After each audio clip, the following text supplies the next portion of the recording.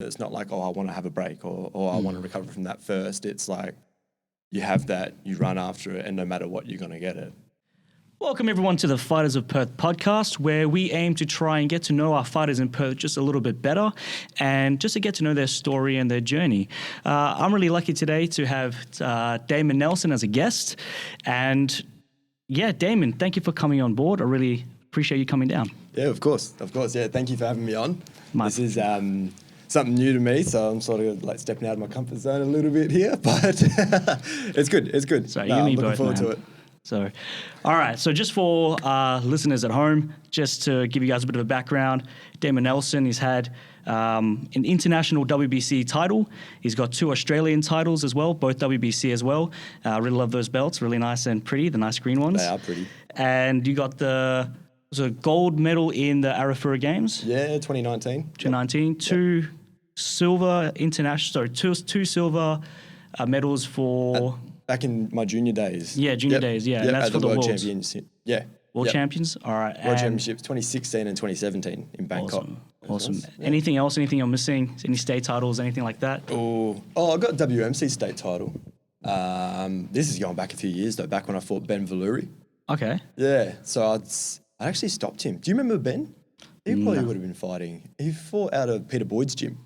Yeah? Yeah, so quite talented he was. Yeah. Yeah, really good fighter. But I was lucky to catch him in the first round and stopped him in the first round, and that secured the WMC state title. Yeah. And then I believe I defended that title against Tyler the first time that we fought. Everyone remembers that fight. Yeah. I remember that fight. Yeah. All right. Well, out of all those fights, which was the sweetest victory? Oh, out of all of them. It was good to defend my Aussie title against Tyler, just because we have that bit of a history. Yeah. So that was pretty rewarding. Yeah, 3 fights, right? And just going to go over the history of those 3 fights. Yeah, yep. So we quickly touched on our first fight. So that was for the WMC state title, and I reckon I was 18 at the time. He spent the first 2 rounds just chopping my rear leg. And I remember him talking, I went and listened to your podcast with him, and I just remember him talking about how hard he kicks, and I can vouch for that. Yeah. He's got some serious kicks on him. So he spent the first 2 rounds chopping my rear leg, and I wasn't checking very good. And then he put one up high, and it just caught me on the chin. And that was good night. I remember waking up, actually, and the point where I come to after this fight, I was walking out of the ring, and Dr. Dan, you know the... Is that the really huge guy? Yeah, the really huge guy. Massive yeah, dude. the one who unbuttons his shirt and shows his chest. Yeah, of course. I wouldn't blame him. Yeah. Yeah, with a chest like that. And he did the whole light thing, and then I'd come to, and then he said to me, "Do you know who I am?" And I was this close to calling him Fabio. No, he's got shaved head now. You can't do that. I know. Well, not shaved, but short. Yeah. I'll keep that in mind. If I ever get knocked out again, don't call him Fabio. Don't call him Fabio, man. No. I'm sure he gets that, actually. Yeah. Juiced Fabio. No. I don't know if he's on juice. He's so big. I'm just going to... Yeah, anyway. We'll move on from there. No disrespect, Dr. Dan. Yeah, no, that's fine. He's the nicest guy. But yeah, then our second nice, fight was on Grand Prix back in, I think, I'm going to say 2020. And that was a 3-round fight. And he beat me on points that time. So...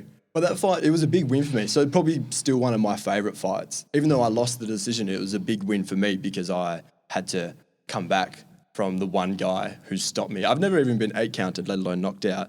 So the one guy that stopped me, and I had to put in the work and know that I can stand toe-to-toe with that sort of quality.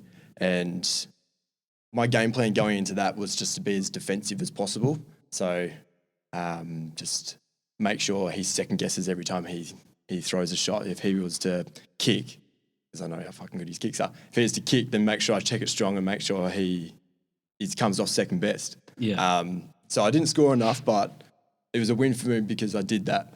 And then when it came to our third fight, I was like, all right, I've got this one. This one, I need to... Kind of your confidence had been built up from that second fight to actually go out there and actually try and win the fight. I guess so, yeah. And it was my title that I was defending too. So it was a bit of this in the back of my mind, like, that's my title. Yeah. And so I just had to bust my ass for 5 rounds straight and then stay busy and stay defensive. And I actually chopped his rear leg a few times. So there was a bit of that sweet redemption. Bit of comeback there, yeah. Yep. But no, so that was huge stepping stones for me. If it wasn't for fighters like Tyler and fights like that I've had, I don't think I would have grown as much as I have. Yeah. What was the biggest thing you think you learned from fighting Tyler? Ring control. Okay. Can you break that down a little bit more? Like knowing where to be and when and where you want them to be. So say like he fights really well off the back foot, but I wanted him to be on the back foot on my terms, if that makes sense. Yeah. So say like when he kicks and I check strong, make sure that I don't give him that bit of extra space to play with and be comfortable. So sort of just like make him uncomfortable and just sort of like follow him around the ring and make sure he's always where I want him, if that makes sense. So you see me, I don't know if you watch the fight back, you'll sort of see me step with him and cut him off and try and put him against the ropes or something like that. I watched that fight live, I think, what was that, a year ago? A year and a half? Going back a little bit, I think maybe. So I'd have to go back and watch it. But I think 2021, but I'm terrible with dates. So I keep spitting numbers out, but I'm terrible with dates. So they might let's all just be say wrong. 2021. I'm sure it might have been. I'm pretty sure. It was on Domo. It was the same night that Shan fought that Irish. defended her Aussie title. I'm thinking of a different fight. That might have been against Victoria. Who did Shan defend? Are you talking about your third fight with Tyler or your second? Third one with Tyler. Yeah, so me and Shan fought on the same night. We both defended our Aussie titles that night. So that was a bit of a win for both of us. Yeah. Maybe I'm mixing up in my head. Was it the one, or was it the Carla? Or was it the one where it was in Optus Stadium? It was...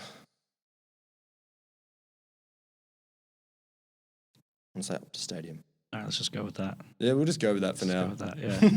Fair enough. And it's the one with all the red and blue lights on the ceiling. Do you remember that one? Yeah.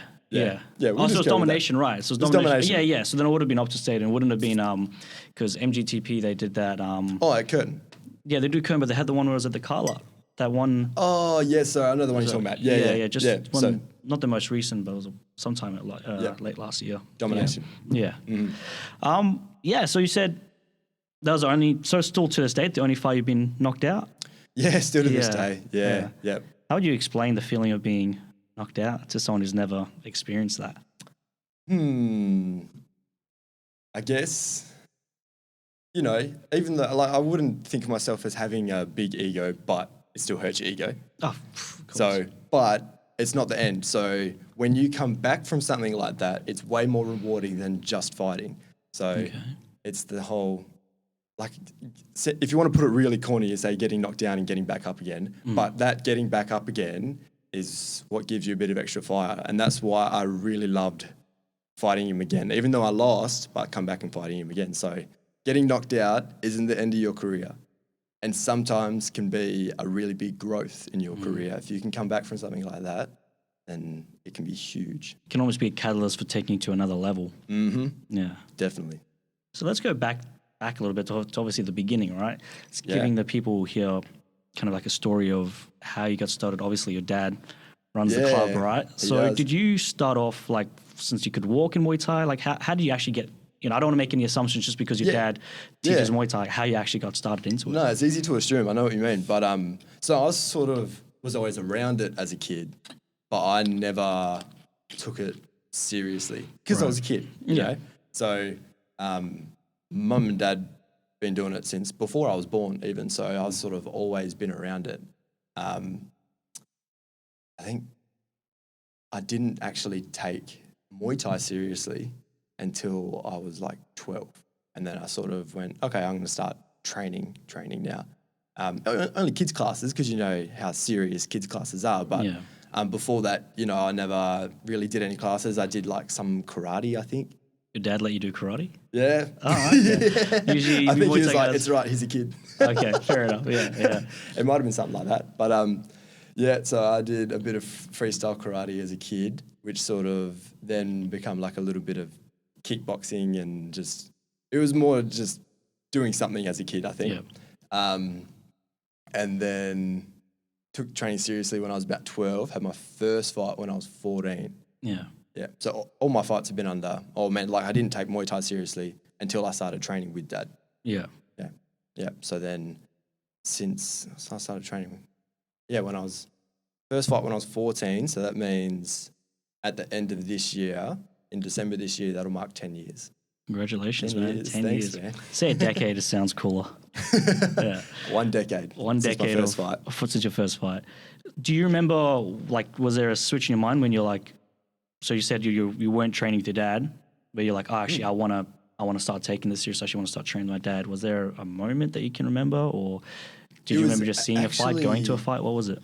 Yeah, so I actually didn't go to an awful lot of shows when I was really young, probably because Mum and Dad were always busy. Right. So, we were just young and they would have had to look after us. So we spent a lot of time going to like Nan and Pops, and then because Dad was coaching for Mum when she was fighting. So they were doing their own thing. And then I went to a couple of shows when I was younger and remember thinking like, oh, that's cool. I want to be able to do that.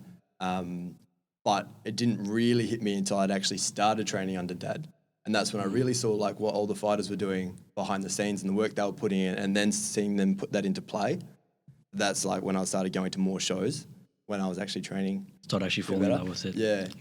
Yeah. So you watch them work their ass off, and then you watch them fight and compete. And you're like, yeah, I want to do that. My dad had a rule at that stage. This was before all the commission had come in, with all the padding and that. Yeah. But at that stage, Dad said, wait till you're 14. Have your first fight when you're 14. And just that little bit older, I guess, and just a little bit more mature. So I had my first fight like a month after I turned 14. Right. So it was actually your dad that was not holding you back, but kind of protecting you in a sense before you're competing. Yeah. It's probably different me being his son. Yeah. But he trained so many different people over the years. He's been a coach like just before I was born. So he was coaching so many different people. And then for me to come in, it was probably I guess, different for him. Had a different relationship with someone before you even start training them. Does he get quite nervous when you go out there and fight? I'm sure he would. It's probably way more nerve-wracking like when it's your own kid. I bet it is. Yeah. I've actually got a good feeling he probably gets more nervous than I do now. Yeah, probably, without a doubt. I think I get more nervous, and I want to know what you think. Like when you're in there, you got more kind of control of the situation, but it's when like one of your students or one of your training partners, one of your friends jumping in there, it's a lot more intense because you know as a coach too, when you can do all the work and you can try and prep them as much as you can, but when they're in there, they're somewhat on their own. Yeah, and so you want them to do as well as they possibly can, but it's still out of your hands. Yeah, are you getting more involved in the coaching side of things now over there? Not more involved. Okay. Not more involved. So. But you're in the corners and stuff like that. Yeah, definitely. Yeah. I used to help with the kids' classes when I could around work, but now unfortunately working a bit too much at the moment, so I can't make it to the kids' class. But that was pretty cool, teaching all the little ones. But fighting, I guess, is still somewhat selfish. It's just, if you're coaching, you're sacrificing time for training. Yeah. And so being such an active fighter at the moment, I don't have the time to sacrifice. Yeah, you'll probably sacrifice. Yeah, exactly. You'll probably find either if I try coaching more, my training's going to suffer, and if I train more, my coaching's going to suffer. So you might as well just do all of one.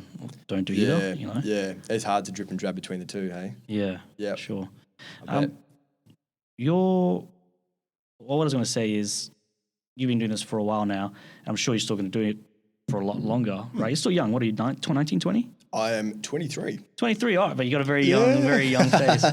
So I was going to say, what's kind of like a long-term goal for you, like 5 years from now? Like, where do you want to see yourself? What's like your big achievement that you're trying to achieve? Is there a certain show that you want to fight on? Is there a certain title you want to get? What's the dream, man? It's actually a hard question to answer, I think, because I'm so much of a sort of in the moment sort of person. So, I mean, as good as it is to set long-term goals, like your long-term goals can be a world champ, which would be great. Don't get me wrong. I'd love to be a world champ and I'd love to dance with the top guys and continue to dance with the top guys. But at the moment, I guess you sort of just think about that next fight. So, after I won my international title, then there was a world title on the cards, but I decided to move up a weight class because I was just getting a little bit bigger. So I somewhat took a step back, but now I'm just thinking about that next fight. So that's why I wanted that fight with Hugh, because he was the Australian champion in that weight class. So I wanted to go and make a statement against Hugh and then solidify my spot in that new weight class and then work my way up from there. So hopefully get an international title at that new weight class, and then sort of work my way up through the world titles to the world title from there. That would be great. Yeah. Great. Yeah. So it's sort of got it somewhat mapped out. Yeah. Well, it's good. You need to have some kind of, plan. But like you said, you're in the moment, so wherever it goes, just let it go, What's have something to work towards all the time. Yeah. Yeah. You kind of have the destination, you set the sails and you go for that, and kind of wherever you go along the way, enjoy the ride. Have it. Yeah, exactly. Because it is all about the journey. Like you can have a goal and you can have a destination like you're talking about, but once you get there, then what? Yeah. Then there's another goal, try to go from there. Exactly. Yeah. What's the difference? Sorry. Go for it. The international title, right? Yes. What's the difference for those that might not know, including myself, the difference between an international title and a world title? Is it just between two nations, like international between those two, or how does that work? Yeah, so, I believe the international title is on the same level as like a European title. Yeah. Because Europe's so big and there's so many fighters over there, they're somewhat on a par. But that doesn't mean a European can't fight for an international title. So we're talking WBC at the moment. I believe WMC call it Intercontinental. Right. But yeah, so that's somewhat, it's just your next step from national to Intercontinental, international, and then world. So I believe you have to be ranked in the top 10 to qualify for a world title, but winning an international title automatically qualifies you in the top 10. Right. And you don't have to fight someone that's from another nation. I know it's probably a stupid question, but I think it's... is there any rules for that?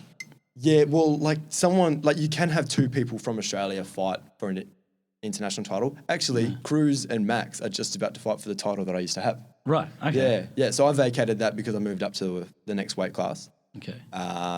But, Cruz and Max are both on that international level. So as much as they're two Australians and, some might frown upon it, they're both at that level. Yeah, I see some people get upset if it's like two people from Perth fighting for a world title. Yeah. Yeah, exactly. And then, don't get me wrong, it can happen and you can get two world quality fighters from the same state. But that's why it's got to be put to the board and the board have to decide. Who would be 2 or 3 people that have probably influenced you the most when it comes to, I guess, one could be obviously your Muay Thai, right? But it doesn't have to be someone who's competed, like just someone who has a mindset that's influenced you. Like, do you have a few people that really you look to that, motivate you? It's hard to specify a couple people because there's a lot of successful people out there and they all sort of, I guess a lot of the successful people will share a similar trait of not making excuses. Yeah. So say someone who is really good at getting it done and not making excuses, they're the people who do become successful. Shane's actually a really good example of this. Yeah. Tell me more about that, man. Yeah. So no matter if she's got an injury or she's not feeling like it or no matter what it is, she's the kind of person to get it done. She's probably one of the most dedicated people I've ever met. Yeah. So she's fighting for her WBC world title next weekend. And exciting times. Yeah. And that's coming straight off the back of Worlds. So it was straight back into the swing of things, It's not like, I want to have a break or I want to recover from that first. It's like you have that, you run after it, and no matter what, you're going to get it. She is the definition of that at the moment. So she's actually an inspiration, if I put it like that. My old man is actually quite a good inspiration, probably because he is good at somewhat pushing me to where I can go. And not that he's aggressive about it or anything like that, but, as much as I get better, he can always find something for me to improve on. So that is, he's learning on the fly with me, which is really good because he's, somewhat always pushing me in the right direction. Yeah. When you say learning on the fly, what do you mean? Well, I guess we all are. Like, you know, I guess all your fights that you have, you learn as you go.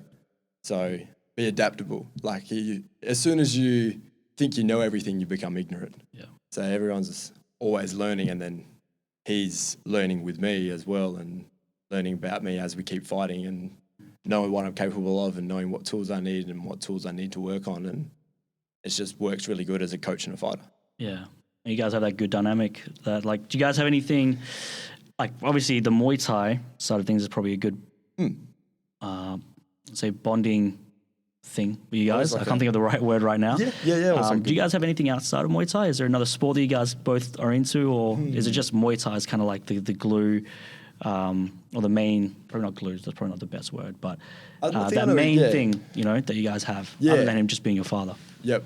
Yeah. So we're actually pretty close. We used to go out diving a fair bit, and he still loves going out for a dive. I don't have an awful lot of time to go out diving, unfortunately. That's fair enough. It might just come down to that. But no, so yeah, it is mostly Muay Thai.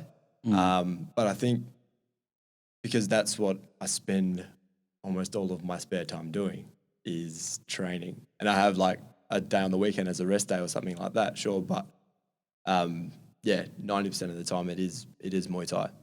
But that brings us pretty close. Yeah, it's good that you're both passionate about it as well. So yeah, always gives you something to talk about, something to experience together as well. Yep, and I think being his son too, I can understand him a lot better too. So if he's ever trying to explain something to me, I get it straight away. Yeah. So it's easy to communicate with him. When you're in the ring, do you find it easy to hear his voice? He's like one of the only voices I hear. Right. Is that just because your brain just kind of zones everything out, or blurs everything out, and you can just zone in on what he's saying? I guess so. Yeah. And probably because I know his voice so well. And like you said, it's pretty distinctive. So as soon as he says something, it's like, it stands out. Other than that, yeah. So, but he gives me a lot of tips on what I need to know in between rounds. And I can go out into the round knowing what I need to do and focusing on that. So, yeah, in saying that, I don't hear an awful lot of advice during the round from memory. So then when he does say something, it stands out. Right. Yeah. I think as coaches, we can sometimes say too much to the point where like they can't really apply it, you know? I've been guilty of that. You know, I'm trying to shout things out, and like how much the person can actually absorb it in that moment, I don't know. Or even worse, in between rounds, trying to say 50 different things where maybe just maybe there are 50 things that person needs to be doing, but at the end of the day, they're probably only going to remember one or two. So you got to kind of prioritize those. So he's actually got a really good structure for between rounds, and it's good over 2-minute breaks. Like when you fight 3-minute rounds, you got a 2-minute break. You got all the time in the world. Yeah, they're actually really long breaks. Yeah, like world championships now, they do 3-minute rounds and only a 1-minute break. And I think actually with my next fight coming up at this 8-man on Rebellion, they're going to be the same. They're going to be 3-minute rounds and 1-minute breaks, but they're only 3-round fights. So I guess that's... Oh, okay. So that's the kind of thing you can choose. You can choose three-round fights with 3-minute break. Sorry, 3-minute round, 1-minute break, or you can do 5 rounds with a 2-minute break. Oh, I'm assuming so. That just seems to be what's sort of going at the moment. Yeah. But yeah, so going back to my old man, he's got this really good sort of structure for between rounds where he will... I think he probably wouldn't give me any more than 3 bits of information. So the most valid 3 bits of information that I need at that point in time, he breaks them down for me. He will repeat them once and get me to repeat them back to him while pouring cold water on my head. And I don't know if that's like some neurological, like wake me up at the time, but it works a treat. The cold water gets me to repeat it back to him. And then he says it one more time. So then you've got it clear and concise in your head before you go out to the round, and that works a treat. I'm going to steal that. Yeah. That's really good. Yeah. Go for it. So if they can repeat it back to you, then you know they understand it. Yeah. How do you find, do you much prefer, obviously, would you rather do 5 2-minute rounds with 1-minute break, or do you much prefer the 3-minute rounds with the 2-minute break? Because I think after that first minute, like you really start to relax. I've never experienced that. I've only ever done the 1-minute round, like 1-minute rest breaks. Yeah. So the 2-minute breaks, they feel like a lifetime. Yeah. But I haven't fought 5-2s in a really long time, but I do remember back when I had a couple of fights at 5.2s, they were some of the busiest fights I've ever had. Yeah. So for some reason, it might have just been the way I fought back then, but they were like a really high-paced fight. And then you've got 1 minute break and then you're back out there. Yeah. Whereas the 5.3s, I try to be relatively consistent because it's not Thailand. You got to win all 5 rounds. Yeah. So I try and keep a relatively consistent pace, but there is somewhat a process of feeling them out in the first round or so. So that the first minute of the first round, I sometimes am a little bit jittery or a little bit sort of just not out of my depth, but I'm still yet to try and find range and control that a bit better. So that's when I tend to settle a bit more after like halfway through the first round or into the second round even. Yeah. Do you ever get to a moment where maybe at the level you're fighting now, probably is not very common, but maybe in the past where you realize I have this guy, like you're feeling them out and you're like, I've got this. You'll probably watch me throw something stupid if I know I've got it. Yeah, okay. Yeah, I'll keep an eye out for that. Like I'll throw some, like it's a spinning kick or a couple of jumping knees or something like that and just start playing a little bit if I know I got it. But normally I won't throw them until like the last round, something like that. But I think I've got a pretty good idea now of whether I've done enough to score or enough to defensively and offensively to win. But back, like I reckon my first probably like 20 fights at least, I used to have no idea. I used to go out there and sort of just bust my ass, and then I would still have no idea when it comes to the end of the fight. But I think because if I wear any shots, this is how I used to think about it, but if I wear any shots, I think they're way worse than they actually are. Yeah. So then I got to try and like get back 3 or 4 to like make up for it. And my 3 or 4 could even be better than the one that I've worn. But because I've worn one, it just plays over in my head. And I think when I watch the fight back, I'm like, oh, that was nowhere near as bad as I thought it was. But then I guess as I've had a few more fights, I've sort of got a better idea of where I'm at during the fight. Yeah, it's almost like that one shot that lands against you is almost like it's too much. in the sense that like you think you're almost losing, just the fact that they landed a shot on you. So you're gonna have to work and you're like, hard. Shit, I made that look bad. Yeah. So I guess it's like the idea of being your own biggest self-critic. It's good for improvement, like being your biggest self-critic, but in that sense, when you do like get caught with anything or you do anything stupid, you're like, come on, man. You're better than this. Yeah. Is there let me try that again. Yeah. Has there ever been a fight where or let's say a matchup where you genuinely had a bit of fear? Like, I mean, like, all fights you fear, but like you get the matchup, all right, you're fighting this person and you're like, oh crap, like I'm a bit worried about this one. Not that you doubt your own skills, but because this person is that good that you're like, oh no, I'm going to have to really step up my game for this fight. I think I don't really get scared or fearful, but I just know I'm going to have to work really hard and be as prepared as possible. So if anything, it actually helps with my training. But then, you still get nervous going into the fight. But sometimes those fights are the best I've ever performed because I've worked so hard and I'm expecting so much from them in the ring. So I try and match it before they even start, if that makes any sense, before they even start with me. So I'm setting the pace straight away. Yeah. And so sometimes they're my best fights when I think I've got the toughest match in front of me. I thought, and he was, and when I fought Hugh, he was tough, man, and heavy. Like, I guess because I've gone up a weight class and I'm sort of not used to that yet, but his kicks, like, they landed on my cheek and they just felt heavy, or some of his punches, they just felt heavy. In the clinch, he felt big, man. And I had to expect that somewhat, but I didn't really know until in the moment.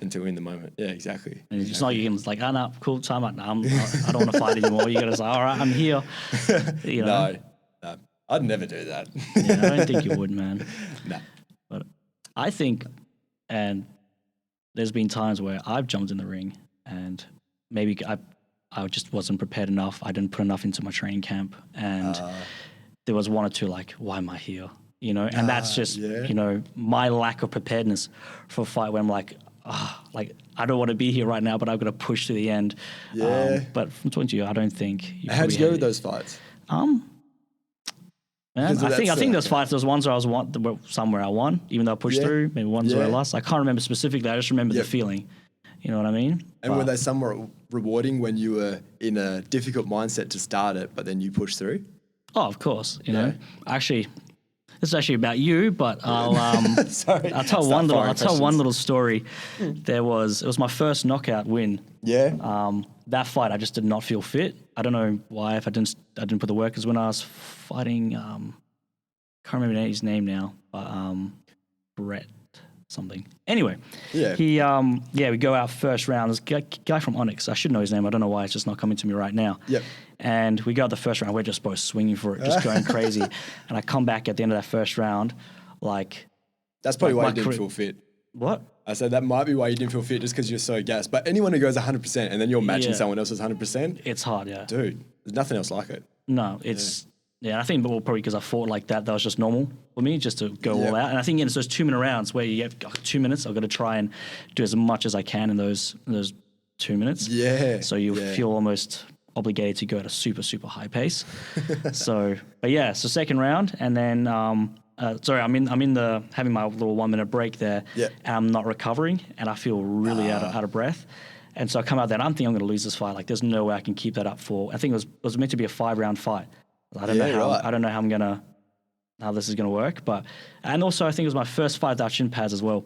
Yep. Anyway, we go out there, we just start trading, and it wasn't intentional. I just threw like a whatever, like a hook, or maybe it was a jab and a head kick. Oh, Not yeah. expect to land, knock the guy out, and I was more happy that the fight was over because I was so tired than the actual knockout victory. So, yeah. That's pretty funny. Yeah. Quickly, these drinks that you brought me actually yes. taste pretty damn good, man. you rate it? Yeah, I rate it. I was a bit skeptical. skeptical. No, that's fair. Tell me about it. Maybe use it a bit as a Something plug, new. because I think you said these are your sponsors. They are, yeah. Man, they've been looking after me for a little while now. Yeah. But I actually started drinking these before I got the sponsorship anyway. Yeah. So I actually really like the drink anyway. So they're a neurotropic drink. So I guess they're somewhat sold as an energy drink, but they've only got like 100 milligrams of caffeine in it. And that would be the only energy concept behind it. So they're not like a V or something like that. They're actually the only energy drink that I'll have. Yeah. I don't really drink any of that other stuff. I don't need it. And even now, like, I'm not drinking this for the energy. It's just for the neurotropics. Yeah. Can you? More than anything. Do you know what they put in it? Like, and can you explain how that makes you feel? They do put ginkgo and B vitamins. Oh, there you go. Turmeric. So it's just good for brain health more than anything, and just sort of clarity and memory. And You know, notice a difference? I do notice a difference. Yeah. When I have them. So because they're carbonated, I don't tend to drink it before training. Yeah. So I can't really speak for it during training, but if I just drink it on a day-to-day, they do sort of just give you that little pep. They're good. I rate it. They actually have a few different types. So like if you're not after a big amount of volume, they do like these little shots as well. Or if you want like an energy drink, they do ones that have more caffeine in them and they're just a bit bigger. Yeah. Or like these got, I think, maybe like 15 grams of carbs in them and just a little bit of sugar. Oh, it's only 7 grams of sugar, but yeah, 15 grams of carbs. So if you don't want any carbs, they do no sugar version as well. Okay. But it's called Shine. it's called Shine. That's the Shine. For one. anyone that's listening and not watching the video. Try the orange and mango. That's the best one. Yeah, I've got the peach passion fruit right now. It tastes pretty nice, man. I could just drink that. That's very good. Yeah. Nice. All right. So two more questions, and then I think we're probably going to get kicked out. So I've been a bit naughty. Fire away. All right. If someone, okay, how do I frame this? What is their amount of money, right? Let's say someone comes up to you, let's just say in some hypothetical, and they could pay you a certain amount of money to take all your Muay Thai skills away from you, right? But you can never relearn it. Like, it's not like you can start again from scratch. What would be your price? What would be the price, 10 mil, 20 mil, that someone can take all your Muay Thai from you and you can never get it back? I don't like this question. I'm sorry. No, I think, I've always sort of been one to choose, like values or something that I enjoy doing over money. Yeah. So if you were to That's put me cool. in that position, I'd probably turn it down Good. because you can't get back all the years of the shit that you've learned, all the memories that come with it. And if you're not going to be involved anymore, and then you just, I don't know, I might be lost without it. Yeah. I don't know. I don't know. So You'd be lost with that? You think you'd be a little bit lost with that Muay Thai? I think so. I mean, I'm sure I would find something else, but because I got such a passion for it at the moment and it's what I enjoy doing, it's number one priority. Yeah. So then you take someone's number one priority and they're passionate away, you sort of leave them in the wind for a bit. Oh, for sure. So I would say no money. I think that is the correct answer. It's good. No, it's thank you. priceless, man. It And is. I just want It that is. people to understand that. It's hard to explain that to people. Yeah. You know? You try and talk to someone who's made a lot of money Mm. and, their time's more valuable now to them because they've got money. So money can't buy time. Yeah. All right, last one. Okay. Do you think there is a meaning of life? This is deep. Yeah. There is an actual life has a specific meaning, like there's a meaning to life, or do you think it's arbitrary? I think everyone creates their own meaning. Okay. So, I mean, I guess everyone's meaning is probably different. Yeah, but I do definitely think there is a meaning to life. Like if there wasn't, then what's the point? Right. That sounds really like depressing if you put it that way. Like, what's the point of living if you've got nothing to live for? But if everyone's got their goals and everyone's got their thing to strive for and their thing to work towards and enjoying the moment as you go, then that can be your meaning. Right. So we all define our own meaning, you believe? Oh, definitely. Yeah. Because you can't, see what someone, I mean, you can see what someone else is doing and be inspired, sure, but you can't see what someone else is doing and try and chase their same goal because it might not be your goal. So everyone defines their own meaning for sure. And thank you for all your time coming down here today. Sure. Thought I'd just Thanks leave it for on having me that on. and just give something for people to ponder on a little bit. Yeah, got me to think for sure. Yeah. Thank you so much for coming down. This was really great. And Thank you for I having me can on. bring you down for a part 2. Yes, sounds good. I'll be looking forward to it. And I'm looking forward to your next episodes too. This is pretty Thanks, cool. man. I'm glad someone's doing this.